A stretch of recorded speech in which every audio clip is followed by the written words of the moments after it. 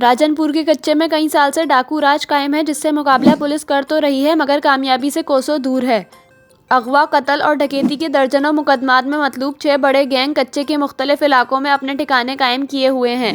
राजनपुर कच्चे का इलाका एक तरफ सिंध और बलोचिस्तान बॉर्डर, दूसरी तरफ राजनपुर का कच्चा शुरू होता है। दरियाए सिंध के अंदर डाकुओं के थाने हैं, जहां पुलिस ने चारों तरफ डाकुओं को घेरे में लिया हुआ है।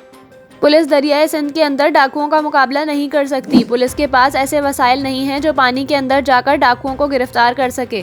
डाकू आसानी से कत्ल, अगवा और डकैती करके वापस अपने इलाके पहुंच जाते हैं। कच्चे में पुलिस चौकियां और मोर्चे आम से मिट्टी के बने हुए हैं, फिर भी पुलिस के जवान कम वसाइल पर डाकुओं का मुकाबला कर रहे हैं। ताहम अब तक 40 पुलिस के जवान कच्चे में डाकुओं के खिलाफ ऑपरेशन में शहीद हो चुके हैं और कई जख्मी हुए हैं।